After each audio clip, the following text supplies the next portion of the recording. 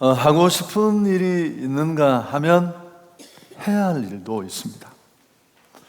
여러분, 평생 길지 않은 인생을 하고 싶은 일을 다 하면서 사는 사람들 보면 참 부러울 때가 있습니다. 버킷리스트를 벽에 붙여놓고 하나씩 이렇게 지워가면서 여러분, 참 용기 있어 보이기도 하고 저렇게 살면 참 재미있겠다, 그런 생각도 들 때가 있습니다. 여러분, 그렇지만 우리 예수 믿는 기독인은 거기서 멈추면 안 돼요. 왜냐하면 우리에게는 해야 할 일이 있습니다. 나를 만드시고 나를 구원하시고 나를 이 구원의 영광된 자리에 세우셔서 그분이 기대하시는 우리 삶의 이유, 내 존재 이유, 목적이 있거든요. 우린 이걸 사명이라고 하잖아요. 탈무드에 있는 참 멋진 말인데요, 승자의 주머니 속에는 꿈이 있고 패자의 주머니 속에는 욕심이 있다. 주머니에 한번 손을 넣어 보십시오. 내 주머니에는 뭐가 들었는지, 이루고 싶은 욕망이 꿈틀꿈틀 대서 세상에 얻을 수 없어서 그저 예수님 팔이라도 붙잡고 그거 이루고 싶어서 교회를 찾았다면 옳지 않은 길입니다. 여러분, 우리 주머니에는 비전이 있어야 합니다. 내가 해야 할 일, 내가 살아 존재하는 이유인 그 일. 우리 예수 믿는 사람에게는 여러 가지 일이 있겠지만 이 사도행전을 우리가 묵상하는 동안에 거듭 물었던 질문입니다. 어떻게 살아야 합니까? 그렇습니다. 복음을 전하며 사는 선조적 삶을 우리는 살아야 합니다. 꼭 예수가 그리스도라는 것을 선포하지 않더라도 죽음 같은 상황, 도저히 일어설 수 없는 절망 속에서도 우리 소망의 이유를 보여주는, 하나님을 드러내는 그런 선조적 삶을 우리는 살아야 할 것입니다. 그런 사람 중에 아주 대표적인 한 분이 바울 아닙니까? 바울의 선교 여행, 2차 선교 여행의 족적을 따라가면서 우리가 함께 메시지를 받고 있는데, 오늘 본문은 바울의 고린도 사역을 다루고 있습니다. 고린도는 인구가 65만이나 되는 큰 도시입니다. 그리스 전역에서 가장 영향력 있는 도시고요, 그리고 중요한 두 도로가 이곳을 다 통과하는 교통 요충지요 상업의 중심지였습니다. 앞에 있었던 아덴이 학문과 예술의 도시라면 고린도는 상업과 무역의 도시입니다.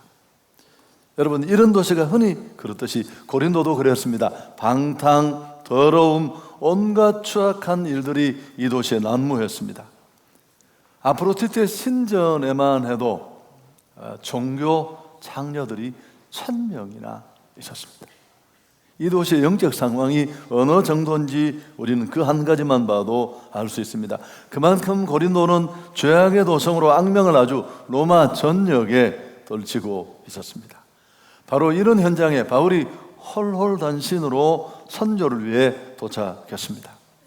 고린도에 도착했을 때 바울의 심령이 어땠을까? 고린도전서 2장 3절에서 그는 고린도인에게 보내는 편지에서 이렇게 적고 있습니다. 내가 너희 가운데 거할 때 약하고 두려워하고 심히 떨었다. 여러분, 세상에 이 대단한 전도자요 선조자인, 핍박도 고난도 두려워하지 않던 그가 약하고 두려워하고 떨며 고린도에 도착했습니다. 직전 선교지 아덴에서 열심히 했지만 별로 결과가 없었습니다. 또 빌립보에서는 실컷 두들겨 맞고 온 몸이 상처투성이가 되어서 그 건강은 여전히 나빴을 겁니다. 거기다가 고린도라는 이 악명 높은 도시, 도무지 아무리 바라봐도 이런 도시에 예수 믿을 사람이 있을까, 복음을 제대로 받아들이긴 할까, 훨씬 괜찮은 지역도 열매가 없었는데, 이런 이 도시의 방탕과 폐허까지 일조해서 바울의 감정은 위축될 대로 위축되어 있었습니다. 사랑하는 여러분, 생명 살리는 사역에는 항상 이런 저항이 있습니다. 생명을 건지는 선교와 전도는 가장 처절한 영적 전투의 자리가 아닙니까? 하나님이 한 생명을 구원하시려고 문을 여시면 사단은 아주 기를 쓰고 대듭니다. 그래서 전도자들의 마음을 두려움으로 가득하게 하고 또 실패로 인한 열등감을 부각시키고 부추기고 주저앉게 합니다. 때로는 열악한 환경에 주눅들게 합니다. 지금까지 그보다 더 어려운 환경에도 힘이 기울었는데 갑자기 상황이 커 보이면서 뛰어넘지 못할까 싶은 그런 두려움에 주저앉게 합니다. 더 심하면 시작도 하지 못하고 별것 아닌 일에 공동체가 엄청 들쑤셔져서 엉망진창이 됩니다. 정말 싸워야 될 싸움은 한번 하지도 못한 채 자체 안에 의견 조율하다가 힘을 다 빼요. 여러분, 행축 때마다 이런 일이 있을 수 있고요. 얼마나 많은 교회들이 이 십자가 밑에 하나님이 하나 되게 하려고 자기 아들을 죽여서 혹시 우리가 착각할까 봐 십자가를 꼭대기에 매달아 놓았는데 이 밑에서 편가르고 별것도 아닌 것으로 마음 아파하고 누가 그러잖아요. 여기서는 이러면 안 된다고. 여러분, 여기서는 정말 그러면 안 돼요. 하나님이 자기 아들을 죽여서 우리를 하나 되게 하시고 사랑하는 공동체로 더 큰 비전과 목적을 향해 세워주셨기 때문에 그렇습니다. 여러분, 이런 상황에서 하나님은 고린도 사역을 그래도 직간접으로 지원하십니다. 우리가 잘 아는 본문이지만 이 말씀을 보면 하나님이 얼마나 영혼 구원에 온통 마음을 두고 계시고 또 우리의 반응이나 감정이 어떻든 간에 한결같은 마음으로 섭리하시고 간섭하시고 지원하시는 그 하나님의 손길을 우리는 발견할 수 있습니다.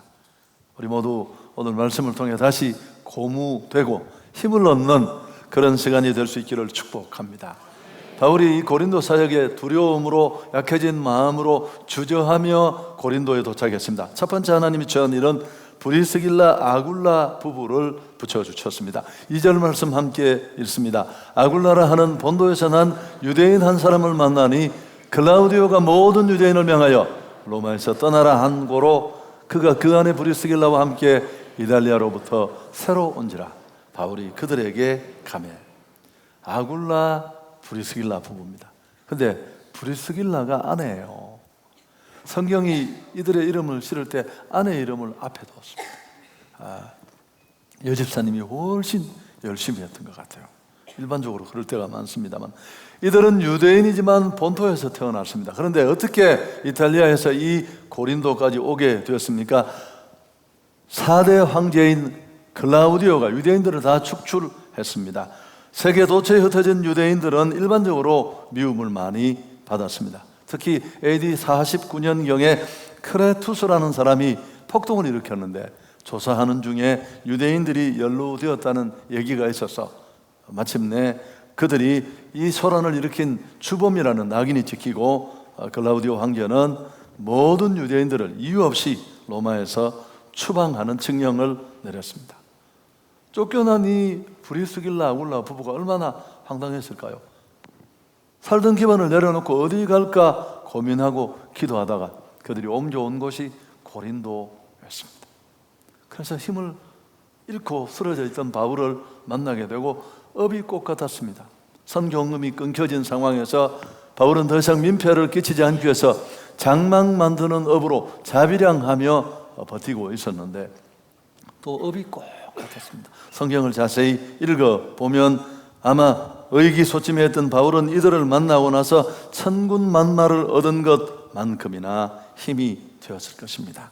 함께 일하고 위로받았을 뿐만 아니라 공동생활을 했으니까. 여러분, 이게 얼마나 고독과 외로움에 지친 바울과 그의 사역을 든든하게 했을까요?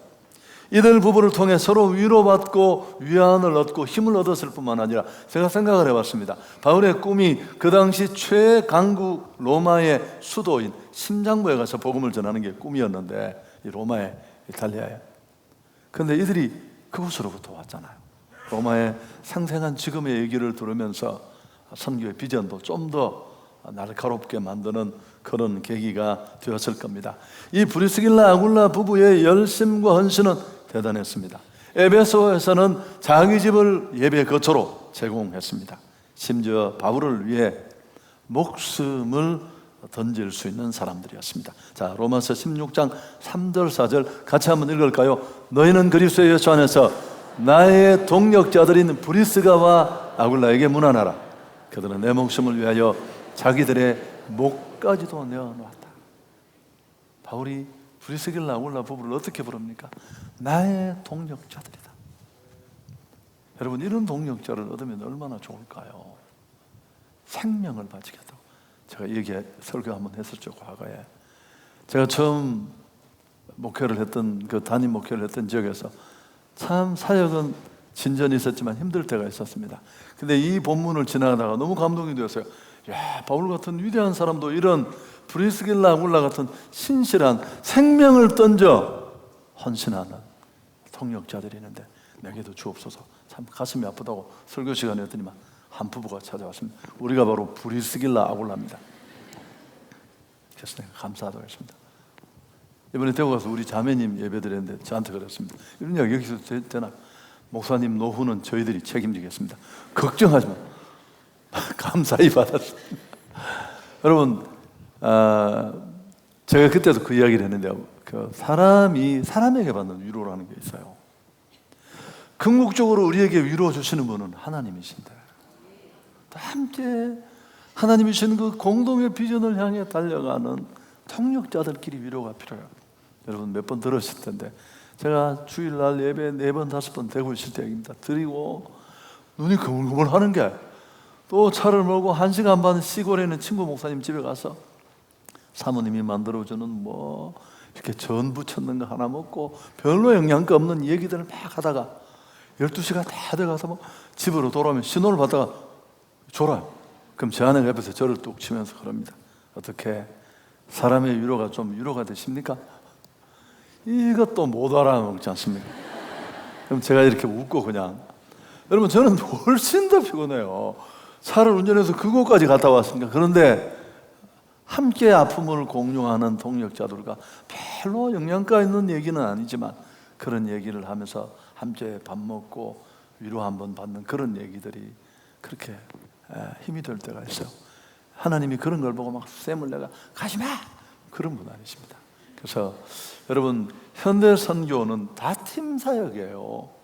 다 고독하게 혼자 가서 주의 일은 고사하고 자기 지키다가 다 무너지는 이런 사역이 아니라, 할렐루야, 멋진 동역자들로 세워줄 수 있기를 축복합니다. 이 같은 충성된 동역자를 만남으로 바울은 힘을 얻어서 고린도 사역에 전념할 수 있었어요. 두 번째, 하나님은 실라와 디모데도 보내주십니다. 헤어졌던 17장에 있었던 얘기인데, 사역자 실라와 디모데도 고린도 사역에 가세합니다. 둘 다 베레아에서 헤어졌습니다. 디모데는 데살로니가 교회를 돌아보러 갔습니다. 복음을 전에 세웠던 교회가 어떤 상황인지 상황을 보려고. 그리고 실라는 빌립보 지역을 돌면서 선교 헌금을 가지러 갔습니다. 이 두 사람이 없는 상태 속에서 외롭게 사역을 했는데 그들이 돌아왔습니다. 디모데는 데살로니가로부터 좋은 소식을 들고 왔습니다. 교회가 든든히 세워지고 다 열심으로 일한다는 것. 또 뿐만 아니라 신라는 빌립보 교회에서 모금한 헌금을 가지고, 선교금을 가지고 고린도로 돌아왔습니다. 신라와 디모데까지 얻게 된 바울은 힘을 얻어서 더 담대히 복음을 전합니다. 5절 그런 내용입니다. 신라와 디모데가 마케도냐로부터 내려오매 바울이 하나님의 말씀에 붙잡혀 유대인들에게 예수는 그리스도라 밝히 증거했다. 여러분, 목회자가 생명을 살리는 사람이 여간 사역이 힘들고 오해가 있어도 내가 뿌린 복음의 씨가 자라서 그들이 생명 역사를 왕성하게 일으킨다는 보고를 들으면 다 회복이 되고 힘이 돼요. 거기다가 끊겼던 궁핍한 상황에까지 그를 내몰게 했던 선교 재원도 충당이 되자 가일층 그는 말씀 선포에 고무될 수 있었습니다. 좋은 동역자를 만나는 것도 역시 큰 힘이 아닐 수 없습니다. 지금까지 탈진하고 어려웠던 것도 어쩌면 지치기도 했지만 홀로 해서 그럴 수 있습니다. 여러분, 여기서 끝나는 게 아니고 한 가지가 추가적인 은혜가 있습니다. 하나님은 이것도 부족해 밤에 환상 가운데 나타나 바울에게 친히 말씀합니다. 9절 10절이 그 내용인데 함께 읽습니다. 밤에 주께서 환상 가운데 바울에게 말씀하시되 두려워하지 말며 침묵하지 말고 말하라. 내가 너와 함께 있으며 어떤 사람도 너를 대적하여 해롭게 할 자가 없을 것이니 이는 이성 중에 내 백성이 많음이라 하시더라. 여기 9절에 보시면 두려워하지 말고 침묵하지 말고 말하라. 이 구절을 보면 뭘 알 수 있습니까? 바울이 너무너무 많이 떨고 있었고 지금까지 괜찮은 그 유럽의 아주 점잖은 지역에서도 성과를 많이 내지 못했는데 이 사악한 도시에 무슨 복음이 열매를 맺겠어? 얼마나 많이 공격받고 욕먹을 거를 생각하면서 뛰어넘고 싶어서 침묵하고 싶었는데 하나님은 그 마음을 꿰뚫어 보시고 환상 가운데 와서 두려워하지 말고 침묵하지 말고 말하라. 내가 너와 함께 하겠다. 그리고 그 이유를 설명합니다. 이 도시에 이 성중에 내 백성이 많음이라. 이 사악한 도시 인간적으로 보면 예수 믿을 사람 아무도 없는 것처럼 보이고 그 괜찮은 지역도 그렇게 복음을 공격하고 핍박하고 욕먹었는데 여기 무슨 열매가 있겠어? 예수 믿을 사람이 누구가 있겠어? 싶지만 이 도시에 내 백성이 많다. 이 권면의 말씀, 위로의 말씀에 힘을 얻습니다. 그래서 예상과는 달리 무려 1년 6개월이라는 긴 기간 고린도에 머물면서 성공적으로 사역을 마치게 되었습니다. 여러분, 오늘 말씀의 대체적인 줄거리인데 어떤 도전을 받았습니까? 여러 가지를 깨닫게 됩니다마는 내가 왜 여기 서 있는가? 내 삶의 이유를 우리는 다시 한번 발견할 수 있습니다. 좀 더 가까이 얘기를 해보면 수많은 곳 중에서 하나님은 왜 하필이면 나를 서울 또 양천구 한성교회로 나를 보내주시고 이끌어 주셨을까? 오늘 교회와 나의 만남, 우리의 만남은 결코 우연이 아닙니다. 아이고, 목사님, 내가 전에 신방하실 때 얘기했는데 왜 집이 팔려가지고 내가 막 찾다가 내가 이 동네로 왔다고 내가 들었습니다. 여러분, 그 얘기가 전부가 아닙니다. 마치 브리스길라 아굴라 부부와 하나님의 교회와 사역자를 위해서 생명을 던질 수 있는 이 헌신된 부부와 바울의 만남은 표면적인 이유는 그들이 쫓겨나 거처를 찾다가 왔지만 아닙니다. 고린도의 영혼을 살리려는 하나님의 섭리 가운데 된 일인 줄 믿습니다. 실라와 디모데 전문 사역자의 충원과 가세도 같은 맥락입니다. 왜? 9절 10절에 하나님의 이 음성을 보면 알 수 있잖아. 야, 절대 침묵하면 안 돼. 너 두렵다고 이 도시 건너뛰면 안 돼. 왠 줄 아니? 이 도시에는 내 백성이 많다. 복음을 듣고 살아나고 회복되어야 될 심령들이 있다는 사실입니다. 아멘. 여러분, 양천구에 오늘 아침 제가 통계를 보니까 46만이 살고 있고요. 이 수도권은 2,600만이 살아요. 어마어마하게 많은 사람들이 사는 곳입니다. 저는 처음에 한성교회 와서 서울이라고 생각했는데 서울이라고 하기는 좀 어려워요. 애매한 끝에 붙어있는 편둘인데 여러분, 한 3년쯤 지나고 나니까 기분이 좋았어요. 왜냐하면 우리 이 애매한 위치가 이 수도권을 다 커버할 수 있습니다. 서울만이 아니라 이 서쪽 지역만이 아니라 인천, 광명, 두루두루 부천이 빠졌다고도 서운해하실 수 있겠네요. 다 커버할 수 있는 이 모든 터가 우리의 복음의 장입니다. 오늘 내가 여기 서 있는 이유, 내가 살아있는 이유, 예수 믿고 구원받은 나를 살려두시고 여전히 머물게 하신 이유, 내가 갖는 직업, 내 삶의 자리, 여러분 다 이유가 있습니다. 부교육자로 어떻게 한성교에 와서 누가 소개해왔다고? 아니요, 그건 밖으로 드러난 이유일 뿐입니다. 이 지역의 영혼을 살리는 일을 위해서 하나님이 우리를 동력자로 세워주신 줄 믿습니다. 이사를 왔건 직장을 따라왔건 시집을 왔건 어떤 이유든 그건 그저 단지 드러난 이유일 뿐입니다. 여러분, 우리 주변에 정말 복음을 기다리는 사람들이 있습니다. 오늘 1분 영상 보셨나요? 끝에 성도님 한 분이 그러셨잖아요. 한동안 교회를 떠나 하셨는데 너무 마음이 아프고 답답하고 힘들고 괴로웠는데, 여러분 누군가가 그분 손을 잡아 이끌어주지 않았다면 그분이 그렇게 그 절망에서 일어날 수 있었을까요? 지난주 영상에 나왔던 병원에 왔다가 우연히 교회 한번 오고 싶어서 왔을 때 우리 성도들 다 쳐다보지도 않고 예배 한번 드리고 아쉬워하고 돌아가시면 무슨 일이 있었겠습니까? 여전히 우울증에 시달리고 어떤 상황에 이르렀을지도 모를 텐데, 우리 권사님이 달려가서 안부를 주고 아이 있어서 못 온다고 하니까 내 차를 운행하겠다. 그래서 교회에 오고 복음을 다시 받고 현대의학도 치료하지 못하는 우울증 떨쳐내고 그 간증하는 얼굴에 걸린 기쁨을 보셨죠. 할렐루야. 예수의 복음 아니면 어려워요, 여러분. 고린도전서 1장 21절 너무 좋아하는 구절인데 함께 읽을까요? 하나님의 지혜에 있어서는 이 세상이 자기 지혜로 하나님을 알지 못하므로 하나님께서 전도에 미련한 것으로 믿는 자들을 구원하시기 기뻐하신다. 죄에 막혀서 그 죄 때문에 죽어가는 인생, 하나님 만나지 않고는 구원 못 받고 문제 해결이 어려워요. 불행을 못 떨쳐내는데 그런 하나님의 지혜는 자기 지혜로는 못 찾습니다. 이걸 누군가가 알려줘야 돼요. 우리가 아무리 선행으로 잘 살고 고상한 삶, 품격 있는 삶으로 본을 보여도 예수가 그리스도라는 실제적인 메시지를 전해주지 않으면, 전도하지 않으면 아무런 변화도 일어나지 않습니다. 그래서 하나님은 이 전도의 미련한 방법을 통해 믿는 자들을 구원하시기를 기뻐하십니다. 저는 우리 한성교회가 이 일 잘하는 교회가 되길 원해요. 수만 명 모이는 교회도 부럽지만 어떻게 왔느냐가 중요해요. 더 좋은 예배 드리려고 하는 건 물론 귀한 일이지만 하나님 앞에는 의미가 없는 숫자예요. 이 주머니 돈이 저 주머니 돈이 삼지돈이에요.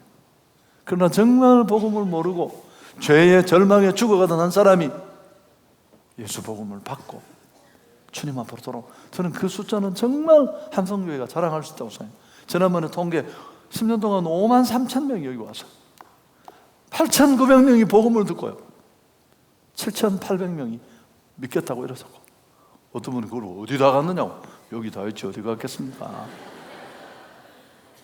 여러분 그분들이 어느 곳이었어요? 제가 지난주에 10년 만에 제 인생의 가장 소중한 한 토막이 드려졌던 경산중앙교회, 거기도 지금 이제 행주 우리하고 똑같아요. 이름도 똑같고 날짜도 똑같은데 특세가 한 주 빨라요. 그 특세에 제가 금요일 새벽, 금요일 저녁 설교를 했어요. 뭐 보고 싶어가 다 난리가 난 사람들인데 제가 그랬습니다. 멀리서 보는 게 좋고 이거 한번 보고 정을 떼는 게 좋다. 이렇게 예전에 막 첫사랑했던 연인들 나중에 결혼하고 20년 30년 흘렸는데 한번 보고 싶어요, 안 보고 싶어요? 이부 예배는 아무 말도 안 하더라고. 혹시 아내가 될까 봐. 그렇습니다. 여러분의 침묵을 제가 존중하니까. 그래서 한번 보고 싶어서 이렇게 딱 보면 어때요? 안 보는 게 훨씬 낫겠다 싶어요. 보면 옛날에 그런 감정을 느꼈던 내가 얼마나 시시했는가 열받아요. 그냥 좋은 마음으로 그 순수했던 시절. 그래서 제가 우리가 오늘 이렇게 한번 보는 건 정을 끊는 거다. 한때 함께 동력했을 뿐이지. 근데 여러분 참 감사했던 게 뭘까요? 그 무너질 것 같은 인생, 아무 미래가 없던 사람들이 그때 그렇게 함께 울며 복음을 전하고 복음을 받았어.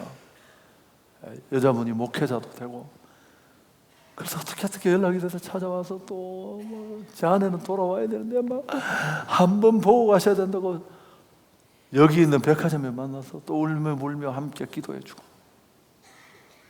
여러분 예수가 아니면 그 사람 거기까지 살 수도 없는 사람이에요. 가정 다 무너져서 초토화된 집인데 절망을 딛고 또 다른 사람에게 복음을 전하는 사람으로 세워진 그 놀라운 역사들, 그걸 누가 알 수 있겠습니까? 아멘. 여러분 오늘 주님이 지치고 두려움에 주저앉아 있는 입 한 번 벌리고 싶지 않은 바울에게 주셨던 권고를 다시 한번 보십시오. 첫째, 내가 너와 함께하며 아무 사람도 너를 대적하여 해롭게 할 자가 없을 것이니 이는 이 성중에 내 백성이 많다. 전도할 사람 없다고요? 여러분 아닙니다. 여전히 너무너무 힘들어서 교회라도 한번 가볼까? 내 인생이 이렇게 꼬여서 정말 미치고 죽겠는데 예수라도 한번 믿어볼까? 우리 몇 주 전에 간증하셨던 분 오늘도 일부 예배 마치고 제 손을 환한 얼굴로 잡고 돌아가셨는데 밤새 교회 꿈을 꾸고 누가 설교하는 꿈을 꿨대요. 그러니까 교회 한 번 나간 사람이 동네 가까운 데부터 새벽 기도를 다 나가서 속 뒤집어지는데 잠이 옵니까? 그래서 한성교회까지 왔는데 꿈속에 설교하던 그분이 제도래요. 여러분 이거 믿거나 그래서 이분이 등록했어요. 우리 봄의 교향곡에서 이야기했고 그 다음 주에도 덩치가 산만한 아들이 엄마 따라 같이 나와서 그러니까 이번 주에도 일부 예배 와서 여러분 이런 것도 다 어떻게 그런 일이 가능하겠습니까? 유대인의 핍박, 어려운 상황 이런 여러 가지를 생각하면 그저 일어나서 외칠 마음도 없는데 그래도 하나님은 그분이 눈물을 흘리면서 하는 얘기입니다. 너 침묵하면 안 돼. 이 도시에는 내 백성이 많다. 그리고 두 번째 10절 앞부분에 내가 너와 함께 하겠다. 여러분 전도할 때 복음 전하는 자와 하나님은 함께 하십니다. 그래서 내가 너와 함께 하겠다는 이 약속은 여기가 처음이 아니라 마태복음 28장 20절 흔히 말하는 더 그레이트 커미션에도 나와 있잖아요. 볼지어다 세상 끝날까지 내가 너와 함께 하겠다. 그러므로 너희는 가서 모든 족속으로 제자를 삼아 아버지와 아들과 성령의 이름으로 세례를 주고 내가 분부한 모든 것을 가르쳐 지키게 하라. 볼지어다. 꼭 내가 이걸 다 외워야 기분이 좋으십니까? 그러니까 하나님은 모든 사람과 함께 하시지만 특별히 예수가 그리스도라는 복음을 전하는 자와 함께 하시는 줄 믿습니다. 그래서 선교하고 전도하는 곳에는 놀라운 간증들이 일어납니다. 바울이 이걸 몰랐을까요? 이 대사도가 예수님 다음으로 가장 많은 사람을 주님 앞으로 인도한 이 능력의 종이 이걸 몰랐을까요? 당연히 알았습니다. 그러나 오랜 선교, 거듭되는 말씀 전파, 여전히 꼿꼿이 버티면서 핍박하고 박해로 저항하는 그 많은 사람들, 끝까지 사단이 머리 들고 나오는 이런 여러 가지 환경, 고린도의 이 사악한 모습을 보고 질린 겁니다.